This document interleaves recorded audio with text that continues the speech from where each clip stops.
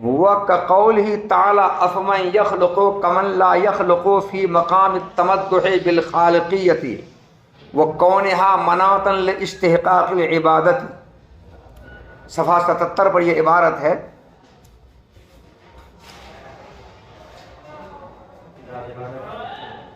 اہل سنت والجماعت کا جو عقیدہ ہے کہ بندوں کے افعال اختیاریہ کا خالق اللہ ہے، بندہ نہیں ہے، اس عقیدہ پر اہل سنت والجماعت کی طرف سے شارح 2 دلیل بلکہ 3 دلیل پیش کر چکے ہیں۔ ایک دلیل تو عقلی پیش کیا ہے اور 2 دلیل نقلی پیش کیا، قرآن پاک کی آیت، اور تیسری دلیل بھی نقلی ہی ہے اور قرآن پاک کی آیت ہے۔ تیسری دلیل نقلی قرآن پاک کی آیت یہ ہے، افمن یخلق کمن لا یخلق، افمن یخلق کمن لا یخلق، یہ آیت ہے۔ یہ آیت اہل سنت والجماعت کی دلیل ہے، یہ دلیل نقلی ہے، اور یہ چوتھی دلیل ہے اس بات پر کہ بندوں کے افعال کا خالق اللہ ہے، بندہ نہیں ہے۔ یہ دلیل کیسے بنے گی؟ اس آیت میں اللہ تعالیٰ نے خالق اور غیر خالق دونوں کے برابر ہونے کا انکار کیا ہے۔ جیسے قرآن پاک کے دوسری آیت میں اللہ تعالیٰ نے عالم اور غیر عالم دونوں کے برابر ہونے کی نفی کی ہے، انکار کیا ہے۔ کیا نہیں کیا ہے؟ افمن یعلم کمن لا یعلم۔ ہاں، تو عالم اور غیر عالم دونوں کے برابر ہونے کا انکار کیا ہے۔ اسی طرح خالق اور غیر خالق دونوں کے برابر ہونے کا انکار کیا ہے۔ فرمایا اللہ تعالیٰ نے، کیا خالق غیر خالق کی طرح ہو سکتا ہے؟ یعنی نہیں ہو سکتا ہے۔ افمن یخلق کمن لا یخلق میں جو حمزہ ہے وہ حمزہ استفہام کے لیے ہے اور استفہام انکاری ہے۔ کیا خالق غیر خالق کے برابر ہو سکتا ہے؟ یہ سوال ہے، استفہام ہے، یعنی نہیں ہو سکتا ہے، انکار ہے یہ۔ تو یہاں پر حمزہ استفہام انکاری ہے، یعنی خالق اور غیر خالق دونوں برابر نہیں ہو سکتے ہیں۔ کہاں خالق اور کہاں غیر خالق مخلوق، بھلا یہ دونوں برابر کیسے ہو سکتے ہیں؟ برابر ہونے کو سوال ہی پیدا نہیں ہوتا ہے۔ یہ اللہ نے کہا ہے آیت میں، یہ آیت کا مطلب ہے۔ یہاں پر اللہ تعالیٰ نے اپنے آپ کے خالق ہونے کو بیان کیا ہے، اور خالق ہونے کو بیان کر کے اللہ نے اپنی تعریف کی ہے۔ جیسے تم اپنے آپ کے عالم ہونے کو کہیں پر بیان کرو اور عالم ہونے کو بیان کر کے اپنی تعریف کرو، اور تعریف کرتے ہوئے تم کہو کیا عالم، میں عالم ہوں اور میں الحمدللہ عالم ہوں، پڑھا ہے جامع رحمانی میں، 10 سال تک چوتر رگڑا ہے بڑے یہاں سے، تو کیا عالم اور غیر عالم دونوں برابر ہو سکتا ہے؟ تم لوگ سب ڈھیل پڑوائے میرے برابر کیسے ہو جاؤ گے؟ تو یہاں عالم ہونے کو بیان کر کے اپنے آپ کی تم تعریف کر رہے ہو۔ اللہ تعالیٰ نے بھی مقام مدح میں اپنا خالق ہونا بیان کیا ہے، ٹھیک ہے؟ مقام مدح میں اپنا خالق ہونا بیان کیا ہے۔ اللہ نے کہا ہے کہ میں خالق ہوں، اور اپنے آپ کو خالق ہونا بیان کر کے اللہ تعریف کر رہے ہیں۔ یاد رکھو، جب مقام مدح میں تم اپنا کوئی وصف بیان کرو کہ میں یہ ہوں، مقام مدح میں تعریف کے موقع پر اپنا کوئی وصف بیان کرو کہ میں ایسا ہوں، تو تعریف تمہاری تبھی ہوگی جبکہ وہ وصف تمہارے ساتھ خاص ہو، تمہارے علاوہ کوئی دوسرا اس وصف کا مالک نہ ہو تب۔ ورنہ وہ وصف اگر تمہارے علاوہ دوسرے میں پایا جاتا ہے تو پھر تمہاری تعریف ہو، اس میں کیا ہے؟ اس میں تو پھر دوسرے کے اندر یہ بات بھی ہے تعریف۔ پھر تو خالق ہو، اپنے تعریف کرنے کے مقام پر اللہ تعالیٰ نے اپنا خالق ہونا بیان فرمایا ہے۔ جلدی آؤ۔ خالق ہونے کے ذریعے اللہ نے اپنی تعریف کی ہے، مقام مدح میں اپنا خالق ہونا بیان فرمایا ہے، اور یہ تعریف اللہ کی خالق ہونے کے ذریعے تبھی ہو سکتی ہے جبکہ خالق ہونا اللہ کے ساتھ خاص ہو، دوسرا کوئی خالق نہ ہو۔ اگر بندوں کے افعال خالق بندہ بھی ہو جائے تو پھر اس میں اللہ کی کوئی تعریف کی کیا بات بھائی؟ خالق آپ ہے، خالق بندہ بھی ہے، تو کون تعریف آپ کی اس میں؟ یہ کون خاص بات ہو گئی؟ کون سرخاب کے پر آپ کا لگ گیا آپ اے اللہ؟ تعریف تو بندہ بھی تو خالق ہے، کوئی تعریف ہوگی؟ تو تعریف اللہ کی تبھی ہو سکتی ہے جبکہ خالق صرف اللہ ہو۔ تو اللہ کی تعریف خالقیت کے ذریعے تبھی ہوگی جبکہ خالقیت اللہ کے ساتھ خاص ہو، اللہ ہی خالق ہو، دوسرا خالق نہ ہو۔ تو بندوں کی افعال خالق اگر بندہ بھی ہو جائے تو اس میں اللہ کی کوئی تعریف کی بات نہیں ہے۔ تو اس سے ثابت ہوا کہ بندوں کے جو افعال ہیں ان کا خالق اللہ ہی ہوگا، چونکہ خالق ایک ہی ہے، دوسرا کوئی نہیں ہے، اللہ ہی خالق ہوں گے، بندہ خالق نہیں ہوگا۔ ایک دوسری بات یہ کہ خالقیت کو مستحق عبادت کا مدار ٹھہرایا گیا ہے۔ کس کو؟ خالقیت کو مستحق عبادت کا مدار ٹھہرایا گیا ہے، یعنی جو خالق ہوگا وہ مستحق عبادت ہوگا، جو خالق نہیں ہوگا وہ مستحق عبادت نہیں ہوگا۔ تو اللہ تعالیٰ نے اپنی تعریف کی ہے اور اپنی تعریف کرنے کے مقام پر اپنا خالق ہونا بتایا ہے، اور خالقیت کو اللہ تعالیٰ مستحق عبادت کا مدار ٹھہرایا ہے، اور اللہ نے کہا کہ چونکہ خالق میں ہوں اس سے مستحق عبادت میں ہی ہوں، دوسرا کوئی نہیں ہے۔ اب اگر بندوں کو بھی ان کے اپنے افعال خالق قرار دیا جائے تو چونکہ خالقیت پر استحقاق عبادت کا مدار ہے، اس سے جو بھی خالق ہوگا وہ مستحق عبادت ہوگا، تو اس طرح سے بندہ اگر اپنے افعال خالق ہوگا تو وہ بھی مستحق عبادت ہو جائے گا، ہوگا ہی نہیں ہوگا؟ تو اس طرح سے مستحق عبادت ہونے میں بندہ اللہ کے شریک ہو جائے گا، اور مستحق عبادت ہونے کے ذریعے اللہ نے اپنی تعریف کی ہے، تو مستحق عبادت ہونے کے ذریعے جب اللہ نے اپنی تعریف کی، یہ تعریف تبھی ہو سکتی ہے جبکہ مستحق عبادت صرف اللہ اور دوسرا کوئی نہ ہو، اور مستحق عبادت وہی ہوگا جو خالق ہوگا، اس لیے ضروری ہے کہ خالق صرف اللہ دوسرا کوئی نہ ہو تاکہ کوئی دوسرا مستحق عبادت نہ ہونے پائے۔ تو خالقیت کو مستحق عبادت کا مدار ٹھہرایا ہے، تو اللہ نے خالقیت کے ذریعے بھی اپنی تعریف کی ہے، مستحق عبادت ہونے کے ذریعے بھی اپنی تعریف کی ہے، دونوں کی تعریف کی ہے۔ اس لیے مستحق عبادت ہونے کے لیے تعریف تبھی ہو سکتی ہے جبکہ مستحق عبادت صرف ایک ہو، دوسرا کوئی نہ ہو، وہی، اور مستحق عبادت صرف وہی اس وقت ہوگا جبکہ خالق سے وہی دوسرا کوئی نہ ہو۔ تو اس سے بھی معلوم یہ ہوا کہ خالق صرف اللہ ہوگا، دوسرا کوئی نہیں ہوگا، تبھی جا کر کے اس کی تعریف ہوگی اور تبھی مستحق عبادت ہونا ثابت ہوگا اس کے لیے، ورنہ اگر خالق بندے بھی ہو جائیں گے تو بندہ بھی مستحق عبادت ہو جائے گا۔ اس طرح سے بندے اللہ کے شریک ہو جائیں گے مستحق عبادت ہونے میں، جبکہ مستحق عبادت صرف ایک ذات ہے۔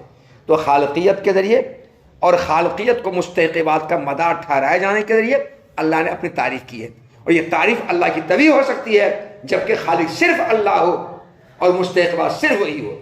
دوسرا اگر خالق ہو جائے گا تو وہی مستحق عبادت ہو جائے گا، پھر اللہ کی کسی کو تعریف کی بات ہے، تو مستحق عبادت وہ بھی ہے، آپ بھی ہے، اور خاص بات یہ۔ تو یہ دلیل ہو گئی۔ ہاں، اور جیسے اللہ کا ارشاد افمن یخلق کمن لا یخلق ہے، یہ مقام مدح میں اللہ نے فرمایا ہے، خالقیت کے ذریعے اور خالقیت کا استحقاق عبادت کا مدار ہونے کے ذریعے اللہ تعالیٰ نے مقام مدح میں یہ ارشاد فرمایا ہے۔ تو سمجھ گئے استدلال کا طریقہ سنا ہے نا؟ ہاں، لا یقال فالقائل بقول عبد خالق لافعال یکون من المشرکین دون الموحدین لأننا نقول الاشتراک غلط، الاشراک هو اثبات الشریک فی الالوہیت بمعنى وجوب الوجود کما المجوس و بمعنى استحقاق العبادة کما لعبادة الاصنام، والمعتزلة لا يثبتون ذلك بل لا يجعلون خالقیت العبد كخالقیت اللہ تعالی لافتقار الى الاسباب والآلات التي هي بخلق الله تعالى، الا ان مشايخ ما وراء النهر قد بالغوا في تدليلهم في هذه المسألة حتى قالوا ان المجوس اسعد حالا منهم حيث لم يثبتوا الا شريكا واحدا والمعتزلة يثبتون الشركاء لا تحصى۔ رکو، اعتراض، اہل سنت والجماعت پر اعتراض ہے۔ اہل سنت والجماعت نے یہی نہ کہا کہ بندوں کے افعال اختیار کا خالق صرف اللہ ہے، بندوں کے افعال اختیار خالق بندہ بالکل نہیں ہے، یہ نہ کہا، اور خالقیت کو استحقاق عبادت کا مدار ٹھہرایا، یہی نا، جو خالق ہوگا وہ مستحق عبادت ہوگا، جو خالق نہیں وہ مستحق عبادت نہیں ہوگا، یہ بات ہوئی۔ جب خالقیت کو مستحق عبادت کا مدار ٹھہرایا گیا ہے تو سیدھی سی بات ہے جو خالق ہوگا وہ مستحق عبادت ہوگا، جو خالق نہیں وہ مستحق عبادت نہیں ہوگا۔ اب جب معتزلہ نے بندوں کو اپنے افعال اختیاریہ کے خالق مانا تو چونکہ خالقیت استحقاق عبادت کا مدار ہے، گویا بندوں کو انہوں نے مستحق عبادت ٹھہرایا۔ کس نے؟ معتزلہ نے، جبکہ مستحق عبادت اللہ تعالیٰ ہے، تو مستحق عبادت ہونے میں معتزلہ نے بندوں کو اللہ کے شریک ٹھہرایا۔ جب شریک ٹھہرایا تو معتزلہ مشرک ہو گئے، اور حضرت مشرک کافر ہوتا ہے تو معتزلہ کافر ہو گئے۔ تو اہل سنت والجماعت کو چاہیے کہ معتزلہ کو کافر کہیں، ان کو کافر کہیں، لیکن معتزلہ کو اہل سنت والجماعت کافر نہیں کہتے ہیں، کہنا چاہیے لیکن نہیں کہتے ہیں۔ تو سوال اہل سنت والجماعت پر یہ ہے کہ اے اہل سنت، آپ کی نگاہ میں معتزلہ کافر ہوا، کیونکہ خالقیت استحقاق عبادت کا مدار ہے، جو خالق ہوگا وہ مستحق عبادت ہوگا۔ تو معتزلہ نے افعال عبادت کا خالق بندہ کو قرار دے کر کے بندہ کو مستحق عبادت ٹھہرایا، اور مستحق عبادت وہ بھی ہے اور بندہ بھی ہے۔ تو معتزلہ نے بندوں کو مستحق عبادت ہونے میں اللہ کا شریک ٹھہرایا، تو معتزلہ مشرک ہوئے، اور مشرک کافر ہوتا ہے۔ تو اے اہل سنت، آپ کو چاہیے کہ آپ معتزلہ کو کافر کے مگر آپ کہیں کافر کہتے ہیں؟ یہ ہے سوال، صحیح سوال۔ معتزلہ کہ آپ تکفیر کیوں نہیں کرتے، آپ اس کو کافر کیوں نہیں کہتے ہیں، یہ ہے سوال۔ اس سوال کا جواب دے رہے ہیں۔ جواب یہ ہے کہ شرک توحید کا مقابل ہوتا ہے، شرک کا توحید کا مقابل ہوتا ہے، اور توحید کے دو معنی ہیں۔ توحید کا ایک معنی تو یہ ہے کہ واجب الوجود، ہاں، توحید کا ایک معنی تو یہ ہے کہ واجب الوجود صرف اللہ ہو، اور واجب الوجود ہونے میں اللہ کا کوئی شریک اور ساجی نہ ہو۔ یہ توحید کا ایک معنی یہ ہوا۔ توحید کا اس معنی کے مقابلے میں شرک کا مطلب یہ ہوا کہ واجب الوجود ہونے میں اللہ کے ساتھ کسی کو شریک ٹھہرانا، یہ ہے شرک ہوا۔ سجا شرک کا معنی ہے توحید کا جب معنی وہ ہوا تو، اور شرک توحید کے مقابل میں ہے، تو شرک کا معنی کیا ہوگا؟ واجب الوجود ہونے میں اللہ کے ساتھ کسی کو شریک ٹھہرانا، یہ ہے شرک۔ جو شریک ٹھہراتا ہے واجب الوجود ہونے میں اللہ کے ساتھ کسی کو شریک ٹھہرانے والا مشرک ہوگا، جیسا کہ مجوس کا شرک ہے، اور مجوس اسی معنی میں مشرک ہے، کیونکہ مجوسیوں نے خیر کا خالق یزداں کو مانا اور شر کا خالق اہرمن کو مانا، اور دونوں کو واجب الوجود کہتے ہیں، یزداں کو بھی واجب الوجود اور اہرمن کو بھی واجب الوجود، دونوں۔ اہرمن خالق شر ہے اور یزداں خالق خیر ہے۔ یزداں فارسی لفظ ہے، اور یزد مانا خدا کے آتا ہے فارسی زبان میں۔ بوستم یا گلستان پڑھا ہوگا، ازدی تعالی، ازد اللہ تعالیٰ کے معنی میں، ازد بوستم یا گلستان کہیں آیا ہے، ازد میں اللہ تعالیٰ، اور ازد تعالیٰ یعنی اللہ تعالیٰ، یہ فارسی لفظ ہے یہ۔ تو بہرحال مجوسی دونوں کو واجب وجود کہتے ہیں، تو دیکھو انہوں نے واجب وجود ہونے میں یزداں کے ساتھ اہرمن کو شریک ٹھہرایا، اور یہ کہا کہ جس طرح یزداں واجب وجود ہے اہرمن بھی واجب وجود ہے، تو واجب وجود ہونے میں اہرمن کو یزداں کے ساتھ شریک ٹھہرایا۔ جب شریک ٹھہرایا تو مجوسی مشرک ہو گئے، کیا ہو گئے؟ مشرک ہو گئے۔ توحید کا ایک معنی یہ ہے جو ہم نے بیان کیا، اور اس معنی کے مقابلے شرک کا یہ مطلب ہے جو ہم نے بتایا ابھی۔ توحید کا دوسرا معنی ہے کہ مستحق عبادت صرف اللہ تعالیٰ ہے، اور مستحق عبادت ہونے میں اللہ کا کوئی شریک و ساجی نہیں ہے۔ توحید کا معنی یہ ہے۔ اس معنی کے مقابلے میں شرک کا معنی ہوگا کہ مستحق عبادت ہونے میں اللہ کے ساتھ کسی کو شریک ٹھہرانا، مستحق عبادت ہونے میں اللہ کے ساتھ کسی کو شریک ٹھہرانا، یہ شرک کا معنی ہوگا۔ اور ہندوستان کے بت پرست اسی معنی مشرک ہیں، ورنہ واجب الوجود وہ ایک ہی کو مانتے ہیں۔ ہندوستان کے بت پرست لوگ واجب الوجود اسی کو مانتے ہیں، مگر مستحق عبادت ہونے میں بتوں کو اللہ کے شریک ٹھہراتے ہیں۔ اس لیے ہندوستان کے جتنے بت پرست ہیں سبھی مشرک ہیں۔ جو مشرک ہے اسی معنی مشرک ہے، واجب الوجود ہونے مشرک کو نہیں ہے۔ واجب وجود تو وہ ایک ہی کو مانتے ہیں، واجب وجود صرف اس کو واجب وجود مانتے ہیں، اور وہ پھر بھی مشرک ہے۔ تو مشرک کس معنی میں ہے؟ مستحق عبادت ہونے کے معنی مشرک ہے، یہ مستحق عبادت ہونے میں اپنے بتوں کو اللہ کے ساتھ شریک ٹھہراتے ہیں۔ تو ہندوستان کے بت پرست اسی معنی میں مشرک ہیں۔ ہاں وہ گفتگو الگ ہے، وہاں اتنا دور نہیں جانا چاہتے۔ اور عرب کے یعنی ہندوستان کے بت پرست لوگ مشرک ہیں، وہ مشرک اس معنی میں ہے۔ مجوسی جس معنی مشرک اس معنی میں یہ نہیں ہے۔ مجوسی مشرک کس معنی میں؟ وجود ہونے میں انہوں نے اہرمن کو یزداں کے شریک ٹھہرایا، اس معنی میں مشرک ہے۔ ہندوستان کے بت پرست لوگ مشرک ہے اس معنی میں، کس معنی میں؟ کہ مستحق عبادت ہونے میں انہوں نے بتوں کو اللہ کے شریک ٹھہرایا، یہ مشرک ہو گئی ہے۔ اور معتزلہ ان دونوں معنی میں سے کسی معنی مشرک نہیں ہے۔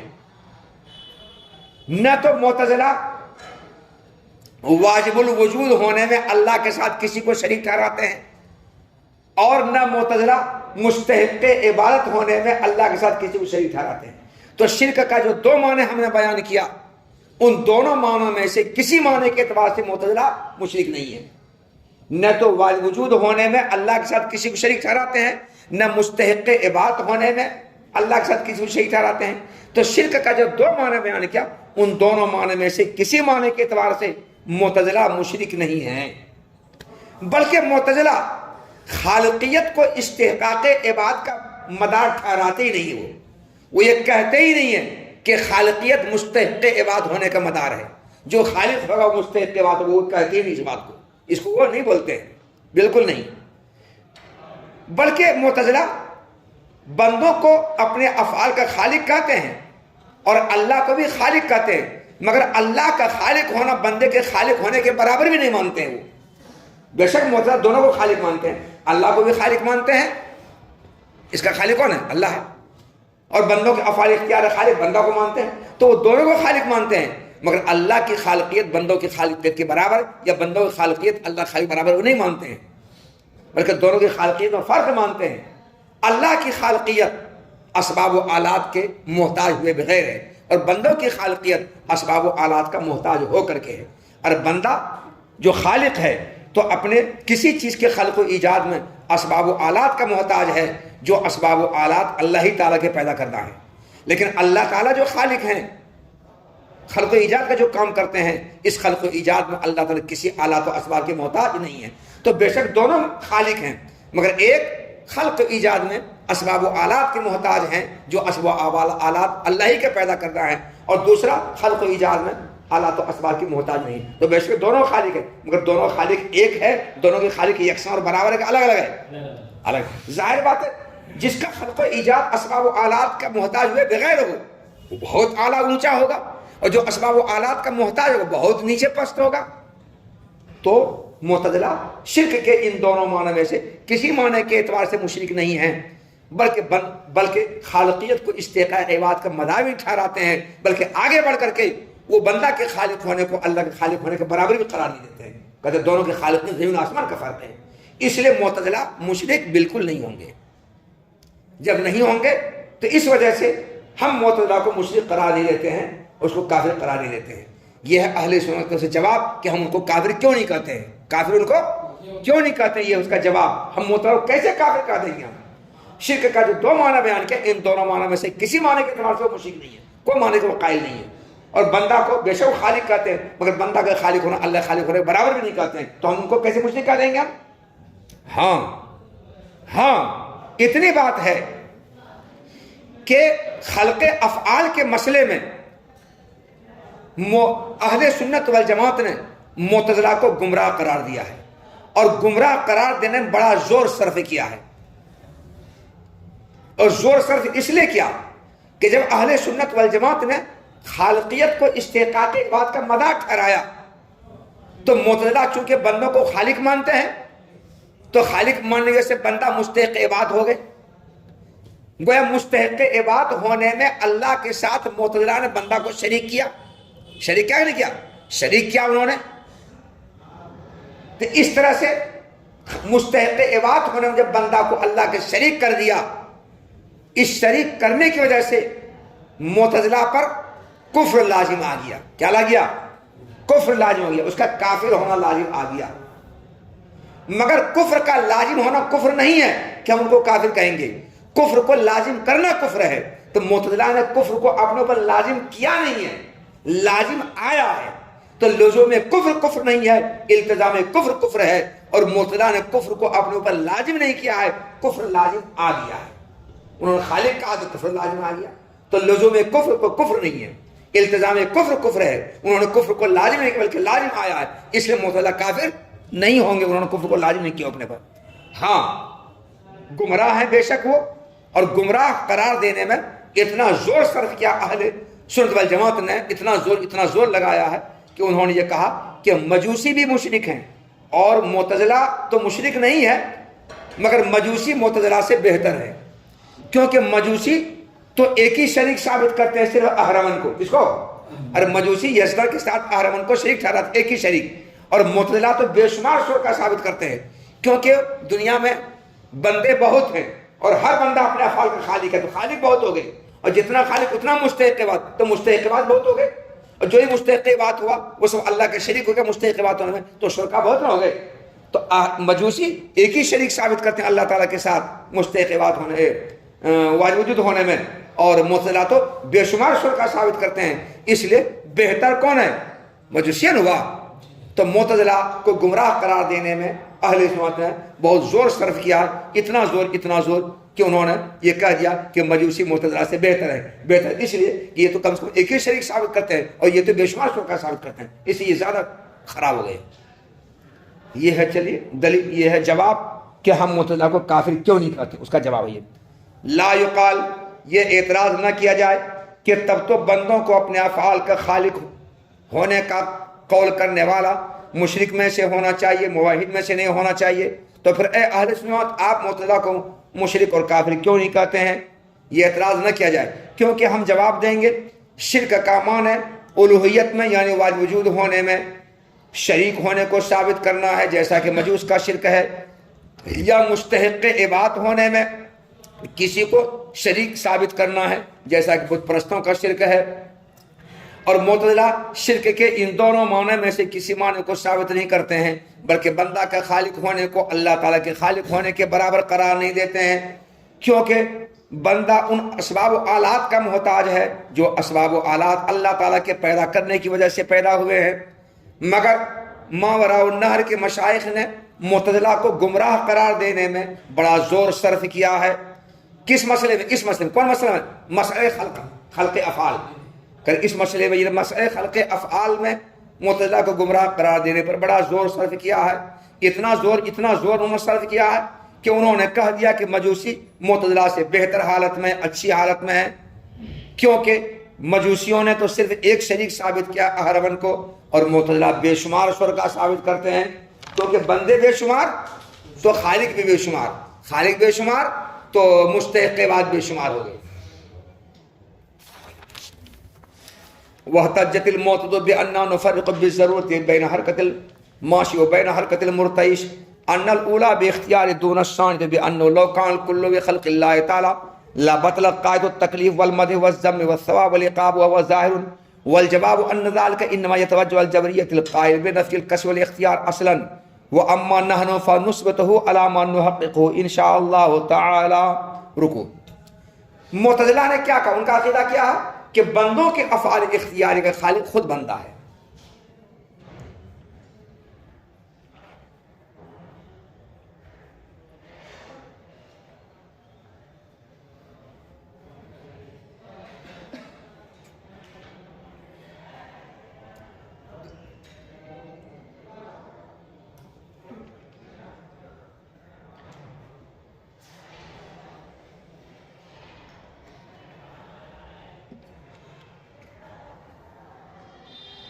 ہاں، تو معتزلہ کا عقیدہ کیا ہے کہ بندوں کے افعال غیر اختیار خالق تو اللہ ہے، مگر بندوں کے افعال اختیار خالق خود بندہ ہے، یہ نہیں کہا۔ اور اہل سنت والجماعت کا عقیدہ ہے کہ دونوں کا خالق اللہ، بندوں کے افعال غیر اختیاریہ کا خالق بھی اللہ اور افعال اختیاریہ کا خالق بھی اللہ۔ تو اہل سنت والجماعت بندوں کے افعال اختیاریہ اور افعال غیر اختیاریہ دونوں کا خالق اللہ کہتے ہیں، اور معتزلہ فرق کرتے ہیں، بندوں کے افعال غیر اختیار خالق تو اللہ ہے مگر افعال اختیاری خالق کون؟ بندہ۔ تو معتزلہ بندوں کے افعال اختیار اور افعال غیر اختیار دونوں فرق کرتے ہیں کہ ایک کا خالق وہ اللہ کو مانتے ہیں اور دوسرے خالق بندہ کو مانتے ہیں، مگر اہل سنت والجماعت دونوں کو فرق نہیں کرتے ہیں، دونوں کو خالق اللہ کو مانتے ہیں، یہی بات ہے۔ معتزلہ کی دلیل اس بات پر کہ بندوں کے افعال اختیار خالق اللہ نہیں بلکہ بندہ ہی ہے، اس پر معتزلہ کی طرف سے دلیل یہ دی جاتی ہے۔ کیا دلیل؟ دلیل یہ ہے کہ اے اہل سنت، معتزلہ کہہ رہے ہیں اے اہل سنت غور کرو، یہاں سے جامعہ پیدل چل کر کو گیا، یہ جامعہ سے پیدل چل کر کے خانقاہ کوئی آیا، اس پیدل چلنے میں اس کے ہاتھ پیر کو حرکت ہوتی نہیں ہوتی ہے؟ ہوتی حرکت ہے۔ یہ حرکت اختیاری کہ غیر اختیاری ہے؟ اختیاری ہے۔ اور مانو سبحان صاحب کا سر ایسے ایسے ہلنا، یا ہاتھ کا ایسے ایسے ہلنا، یا مولانا کبیر صاحب کا ہاتھ ایسے ہلنا، یہ ہاتھ کی حرکت یا سر کی حرکت، یہ اختیاری غیر اختیاری ہے؟ غیر اختیاری ہے۔ تو صاحب راشا کے ہاتھ کی حرکت یا سر کی حرکت وہ بھی حرکت ہے، اور جامعہ سے خانقاہ پیدل چل کر آنے والے کا بدن کی حرکت، پیر کی حرکت، ہاتھ کی حرکت، یہ حرکت بھی ایک حرکت ہے۔ تو یہ دو حرکتیں ہیں، ماشی کی حرکت اور صاحب راشا کے ہاتھ کی حرکت، یہ دو حرکت ہمارے درمیان ہے۔ ان دونوں حرکتوں کے درمیان ہم بدیہی طور پر فرق کرتے ہیں۔ کیا فرق کرتے ہیں؟ ماشی کی حرکت تو اختیاری ہے اور غیر ماشی کی حرکت غیر اختیاری ہے۔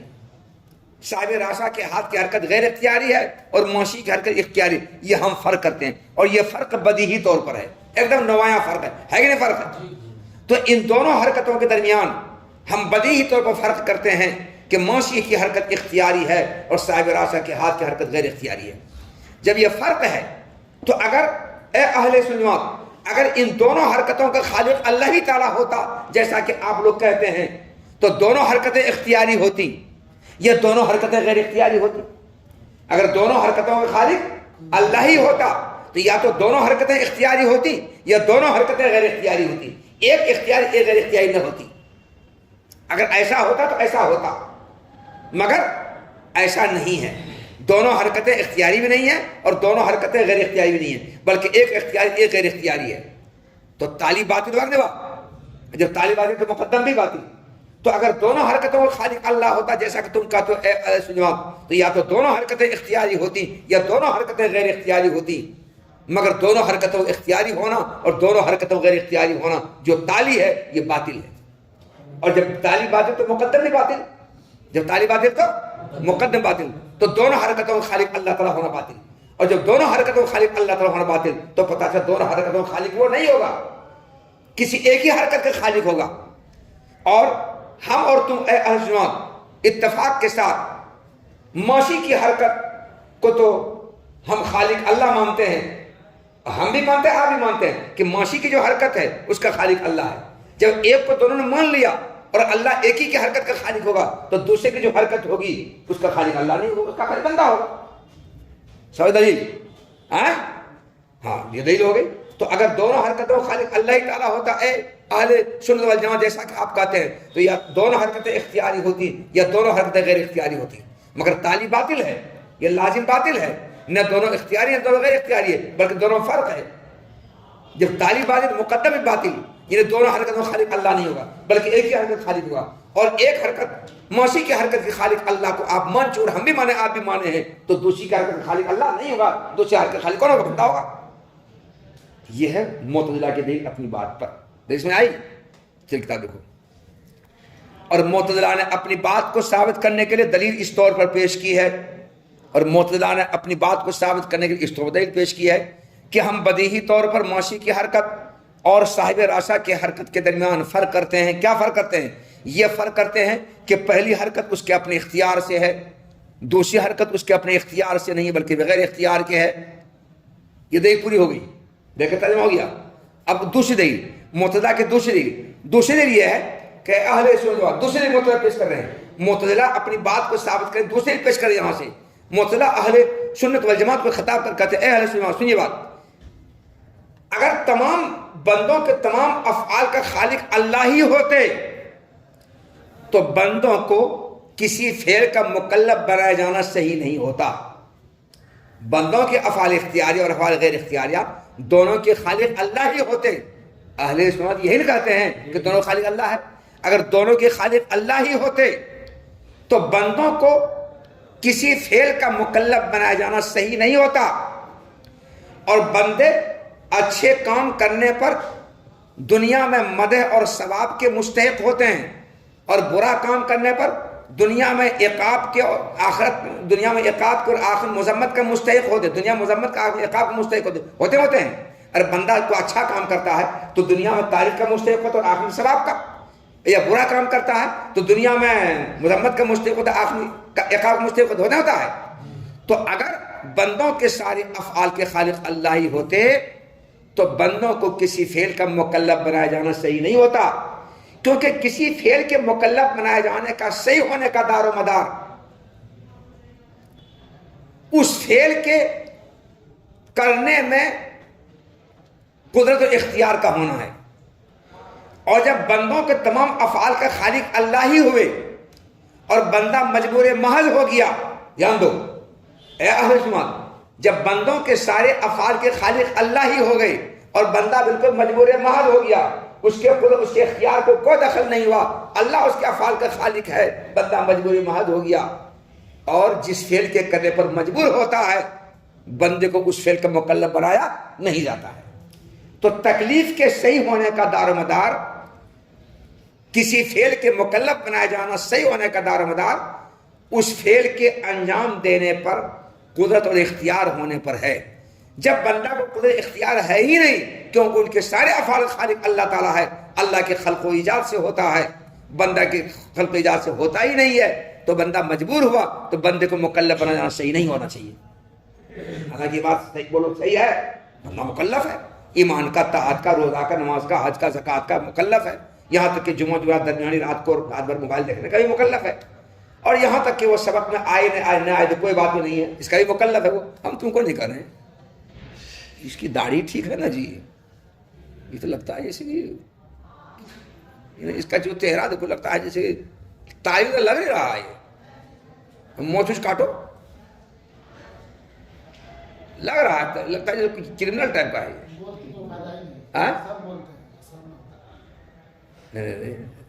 یہ موچ بڑھ گئی شاید، ہاں اس کو کاٹو. کیا تو ایک تو بندوں کے سارے افعال خالق اللہ ہوتے تو بندوں کو مکلف بنایا جانا صحیح نہیں ہوتا کسی فعل کا، حالانکہ مکلف بنایا گیا ہے. کیوں نہیں صحیح ہوتا کسی فعل بنانا؟ اس لیے کہ تکلیف کا دار و مدار قدرت و اختیار پر ہے. ارے تم کو کسی کام کے کرنے کا اختیار ہوگا تب نہ تم کو اس کا مکلف بنائیں گے. کہ کپڑا میرا دھو، تو کپڑا دھونے پر قدرت اختیار ہوگا تب نہ کپڑا دھونے تم کو مکلف بنائیں گے. کپڑا دھونے پر قدرت اختیار ہے کیسے مکلف بنائیں گے؟ ہم کیسے کہیں گے؟ لیکن بندوں کو مکلف اللہ نے بنانا صحیح ہے. ایک بات نیز بندوں کے تمام افعال خالق اگر اللہ ہی تعالیٰ ہوتے تو دنیا میں کسی اچھے فعل کے کرنے پر بندہ نہ مدح کا مستحق ہوتا اور نہ آخر میں ثواب کا مستحق ہوتا، یا برا کام کرنے پر دنیا میں نہ مذمت کا مستحق ہوتا اور نہ آخر میں عقاب کا مستحق ہوتا. کیونکہ اچھا کام کرنے پر تعریف کا اور ثواب کا مستحق ہونا، برا کام کرنے پر مذمت کا اور عقاب کا مستحق ہونا، یہ کب ہوتا ہے؟ جب اس کام کے کرنے نہ کرنے میں اس کو اختیار ہو. کیا ہو؟ اختیار ہو، تب نا اپنے اختیار سے اپنی قدرت سے وہ کام کرے تب نا. اور جب کوئی اختیار ہے ہی نہیں تو اگر اس نے اچھا کام کو کر لیا ہے تو اپنے اختیار سے نہیں کیا، اپنے آپ ہو گیا تو ہو گیا. اس میں کون سی تعریف کی بات ہے؟ یا کوئی غلط کام ہو گیا بغیر اس کے اپنے اختیار کے، بیچارہ مجبور ہے نا، اپنے سے تو نہیں کیا. غلط کام اگر ہو گیا تو مجبور ہے، اس سے کوئی مذمت بھی نہیں، اس کو سزا بھی نہیں ملے گی. تو سزا ملنا، مذمت ہونا، تعریف ہونا، ثواب ہونا یہ اختیاری فعل پر ہوتا ہے، غیر اختیاری فعل پر نہیں ہوتا ہے. تو بندوں کے سارے افعال خالق اللہ تعالیٰ ہوتے تو بندوں کو مکلف بنا جانا بھی صحیح نہیں ہوتا، اور اچھے کام کرنے پر مدح اور ثواب کا اور برا کام کرنے پر مذمت عقاب کا مستحق نہیں ہوتا. مگر ہوتا ہے نا، ہوتا ہے. تالی باطل ہے کہ نہیں؟ بولو تالی باطل ہے. جب تالی باطل بندوں کو مکلف بنایا جاتا ہے اور بندوں کو مدح اور ذم کا مستحق بھی ہوتا ہے تو تالی باطل ہوا نا. جب تالی باطل ہوا تو پتہ چلا کہ بندوں کے تمام افعال کا خالق اللہ نہیں ہے. بندوں کے تمام افعال خالق اللہ نہیں ہے. کچھ افعال خالق اللہ ہے، کچھ افعال خالق بندہ ہے. تمام افعال خالق اللہ نہیں ہے. اور اے اہل سنت، بندوں کے غیر اختیاری افعال خالق اللہ کو آپ مان چکے، ہم بھی مانتے ہیں. پتہ چلا کہ جو اختیاری افعال ہے اس کا خالق اللہ نہیں ہوگا بلکہ بندہ ہوگا، اور بندہ کے اختیار، اس کی قدرت میں یہ اختیاری افعال ہوں گے، ان کا خالق وہ ہوگا، تب نہ اس کو مکلف ہونا صحیح ہوگا، اور تب نہ اس کے کرنے پر تعریف کا مستحق ہوگا. یہ ہے معتزلہ کی دوسری دلیل. وَبِأَنَّهُ لَوْ كَانَ الْكُلُّ بِخَلْقِ اللَّهِ تَعَالَىٰ وَتَلْقَاءَ التَّكْلِيفِ. اور یہ بھی دلیل دی جاتی ہے، اور اس طور پر بھی معتزلہ نے دلیل پیش کی ہے، اور اس طور پر بھی معتزلہ نے دلیل پیش کی ہے کہ اگر تمام افعال اللہ تعالیٰ کے خلق و ایجاد کے نتیجے میں ہوتے، بندوں کے سارے افعال اللہ تعالیٰ کے خلق و ایجاد کے نتیجے میں ہوتے تو تکلیف کا قاعدہ ٹوٹ جاتا، یہ بندوں کو مکلف بنانا صحیح نہیں ہوتا، اور مدح اور مذمت اور ثواب عقاب کا قاعدہ بھی ٹوٹ جاتا. لیکن یہ قاعدہ ٹوٹا نہیں ہے بلکہ مذمت اور ثواب کا مستحق ہوتا ہے، اور مدح اور ثواب کا مستحق ہوتا ہے، مذمت عقاب کا مستحق ہوتا ہے، اور بندوں کو مکلف بنایا بھی جاتا ہے۔ جب یہ ہوتا ہے تو پتہ چلا بندوں کے تمام افعال خالق اللہ نہیں ہے، تمام افعال کے نہیں ہے، کچھ کے ہوں گے کچھ کے نہیں ہوں گے، کچھ کے کس کے غیر اختیاری افعال کا اللہ خالق ہے، رہے اختیاری افعال اس کا خالق بندہ ہوگا۔ تو بندہ اپنے افعال اختیار خالق ہونا ثابت ہوا۔ جواب اس کا جواب وہ ہوا ظاہر، اور یہ بات ظاہر ہے۔ کیا ظاہر ہے؟ کہ مدح اور ثواب اور ضم اور عقاب کا مستحق ہونا اور کسی فعل کے مکلف بنائے جانے کا صحیح ہونا خلق و اختیار ہی پر ہے، قدرت اختیار ہی پر ہے، یہ بات بالکل ظاہر ہے۔ جواب یہ ہے، اہل سنت والجماعت سے معتزلہ کو اس دلیل کا جواب دیا جا رہا ہے کہ اے معتزلہ، یہ جو آپ نے دلیل پیش کی اپنی بات کو ثابت کرنے کے لیے، یہ دلیل ہمارے خلاف نہیں ہے، یہ دلیل جبریہ کے خلاف ہے، ہمارے خلاف نہیں ہے۔ جبریہ بندوں سے کسب اور اختیار کی نفی کرتے ہیں، اور ہم بندہ کے لیے کسب اختیار کی نفی کرتے ہیں، بندہ کے لیے ہم کسب اور اختیار ثابت کرتے ہیں، ہم نفی نہیں کرتے ہیں۔ تو جبریہ یہ کہتے ہیں کہ بندہ اپنے افعال میں مجبور محض ہے، اور بندہ اپنے افعال کا کاسب بھی نہیں ہے۔ تو بندہ اپنے افعال اختیار افعال غیر اختیار دونوں خالق اللہ کو مانتا ہے۔ محترم کون؟ جبریہ۔ بندہ کی افعال اختیاریہ اور بندہ کی افعال غیر اختیاریہ دونوں کے خالق اللہ کو مانتا ہے، اور جس طرح بندہ افعال غیر اختیار مجبور ہے، افعال اختیاریہ میں بھی بندہ کو مجبور مانتا ہے۔ وہ کہتا ہے جو بھی افعال اختیار بندہ انجام دے رہا ہے، اس میں اس کی قدرت کو، اختیار کو، ارادے کو کوئی دخل نہیں ہے، بالکل وہ مجبور ہے۔ جیسے لوہا لکڑی مجبور ہے نا، جدھر لڑکا تو ویسے لوگ جائے، ویسے مجبور ہے بندہ بالکل۔ یہ جبریہ مانتا ہے اس کو۔ اور ہم بندہ کے لیے کسب اور اختیار اور قدرت کی نفی نہیں کرتے ہیں، ہم تو کسب اختیار قدرت کو ثابت کرتے ہیں، اور ہم یہ کہتے ہیں کہ بندہ جو افعال اختیاریہ کا انجام دیتا ہے، ان افعال اختیاریہ کے خالق اللہ ہے، مگر بندہ ان افعال اختیاریہ کا کاسب ہے۔ یہ جو افعال بندہ انجام دے رہا ہے، اللہ کی قدرت سے بھی انجام پاتے ہیں اور بندہ کی قدرت سے بھی انجام پاتے ہیں، مگر اللہ کی قدرت کا تعلق خلق سے ہے اور بندہ کی قدرت تعلق کسب سے ہے۔ بندوں کے افعال اختیاریہ کا اللہ خالق ہے اور بندہ اپنے افعال اختیاریہ کا کاسب ہے۔ تو بندہ بھی جن افعال اختیاریہ کو انجام دے رہا ہے، یہ اپنی قدرت، اپنے اختیار، اپنے ارادے سے، اپنے کسب سے انجام دے رہا ہے، اور اللہ تعالیٰ بھی اپنی قدرت، اپنے اختیار، اپنے ارادے اپنے سے انجام دے رہا ہے، مگر اللہ تعالیٰ کا قدرت اختیار ارادہ وہ خلق والا ہے، اور بندے کا اپنا قدرت اختیار ارادہ کسب والا ہے۔ یہ فرق ہے دونوں میں۔ تو ہم بندہ کو کاسب مانتے ہیں اپنے افعال کا، اور اللہ تعالیٰ کو خالق مانتے ہیں۔ اگر ہم بندوں کے افعال اختیاریہ سے قدرت اور کسب کی صاف نفی کر دیتے ہم، اور جبریہ کی طرح ہم کہتے بندہ مجبور محض ہے، تب یہ استدلال ہمارے خلاف ہوتا۔ مگر چونکہ ہم ایسا نہیں کہتے ہیں، بلکہ بندہ جو بھی کام کرتا ہے اس میں بندہ کے کسب اختیار کو ہم ثابت کرتے ہیں، قدرت کو ہم ثابت کرتے ہیں، اس لیے آپ کا یہ استدلال ہمارے خلاف حجت نہیں ہوگا، یہ جبریہ کے خلاف حجت ہوگا، جبریہ کے خلاف۔ ہم تو یہ کہتے ہیں کہ بندہ جو بھی کام کرتا ہے وہ اپنی قدرت سے، اپنے اختیار سے کرتا ہے، اپنے ارادے سے کرتا ہے، اپنی مرضی سے کرتا ہے۔